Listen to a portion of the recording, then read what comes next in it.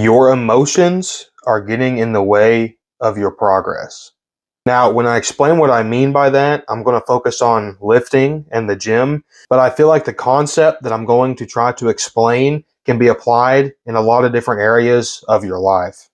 Today, when I got off work, I felt extremely tired. I get off work at 10 every day, and I always go to the gym immediately after. I usually get out of the gym about 1 to 2 a.m. Long workouts. Um, Sometimes you're more tired than other days. And today in particular, I felt particularly tired. Like I almost wanted to lay my head back and go to sleep, just sitting in my car after clocking out, getting ready to drive to the gym. And that's when it hit me. In that moment, my feelings were interfering with my progress in lifting. I was sitting there telling myself, well, you feel so tired. What's the point in going? You're not going to make any progress because you're not going to have the energy to try hard enough.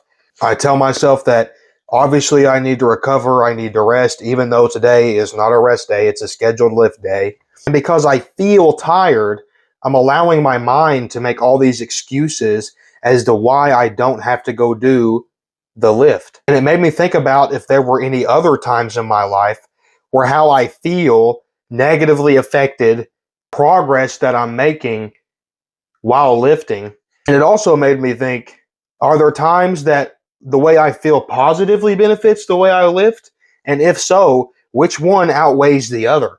And after doing some reflection, I came to the conclusion that the way that we feel needs to be separated from the weight room, or we're not going to make the most progress. The only times that I could think about when my feelings benefited my lift was when I felt motivated, and it didn't really benefit the lift in the sense that I got more gains because I pushed further.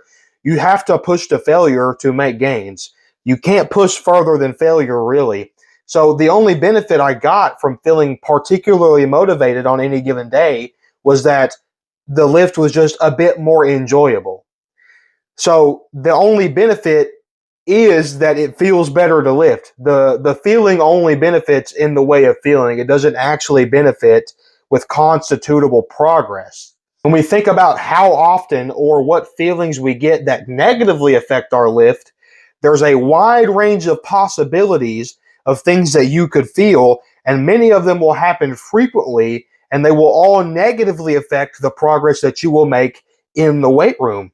If you're feeling particularly upset about any given thing going on in your life, it's going to affect how well you can perform in the gym. If you're feeling tired, if you're feeling hungry, sad, frustrated, all those things will distract and take away from your lift. Now, this doesn't matter, and I'm not really speaking to an average lifter, but to those of you who live to lift, and those of you who are struggling to gain size, and you're struggling to push yourself further in the gym and you don't know what's holding you back, try to pay attention to how much you're letting your feelings influence how you perform when you're lifting. This is a new epiphany for me, so I'm still working on ways to separate the emotions from the lift.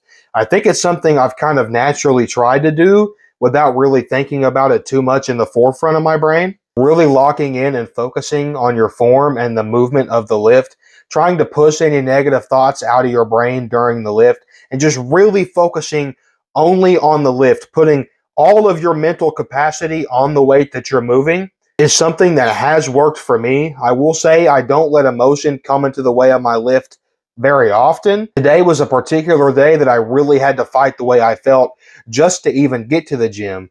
And then once I was there, I had to fight the feeling of tiredness to perform well and actually hit failure on my sets. I think it's best to look at the gym in an objective sense, and I'm starting to get this opinion about the world in general. I think a lot of the arguments that people have, whether it be political arguments just over a disagreement, whatever it may be, I feel like emotion is usually what fuels the fire and makes people angry and makes people hate each other. I feel like emotion is also something that will get in the way of your lifts because it drives the excuses that you give yourself to not lift as hard or not lift at all. I've always been a more objective person. I've never been super emotional. Everybody has emotions. But today has made me contemplate, is it possible to be completely objective at almost all times or at all times. Because if you can be objective and exist separate from the emotions that you feel, then no matter what's going on, you're always going to be able to separate for the time of your lift how you feel and what you need to do. And if you can look at your lift as an objective task, something that you have to do and you have to complete with intensity, and you can hammer that idea into your own mind, I think in the general sense of life that if you, me, and other people could all look at situations objectively and move how we feel and our own preconceived feelings about whatever the topic may be or whatever the source of the argument is, and we just looked at it for what it is and what makes sense and what's objective, we would solve our problems a lot faster and come to agreements a lot more quickly and come to more agreements in general. Your emotions can affect your lifting and your physique outside of the gym as well. It's not, well, it's very common for us lifters to feel a strong urge to go off diet. Candy bars and fast food and bags of chips are literally everywhere. You walk into a grocery store, chips, pop, candy, just everything that you can't have on your diet, it's everywhere. If you ask me, a part of mastering diet is mastering your emotions, or at least some of your emotions. You have to fight against the cravings that are wired into your brain for junk and sugar and all the crap that will keep you fat and won't build any muscle. But your feelings can fight you on this. When you feel particularly accomplished, you might feel like you deserve a sweet treat of some kind. And your mind will start to justify buying a candy bar or a bag of chips or whatever your vice is. It will tell you that you've earned it. You've been dieting for so long and you've been on track for so long that this little snack won't hurt. It's fine. Whenever you have those thoughts, realize it's your emotions getting in the way and they are taking control of you and you are out of control of them. Sleep is very important for lifting. Your want to stay up because you don't want your free time to end can interfere with you getting proper sleep. I have a lot of friends who have that issue. They stay up quite late because they don't have a lot of time in the day. They're very busy and they can't have any wind down time unless it cuts into their sleep. Then again, you have to think about it. That's your brain telling you that you've earned the wind down, that you've earned the rest time. And everybody needs to rest, but when it's cutting into your sleep, sleep doesn't just affect lifting, that will affect your whole life. It'll affect how good you feel the next day. It'll affect how cognitive you are. It'll affect your recovery. It'll affect everything. You have to overcome the emotions you feel that steer you in the wrong direction. And you need to start looking at not just the gym and the lift objectively, looking at it as something that you have to complete in order to reach your goal of getting bigger. You want to get bigger. You have to push yourself in your lift. You have to reach failure. You have to go harder than you went the time before.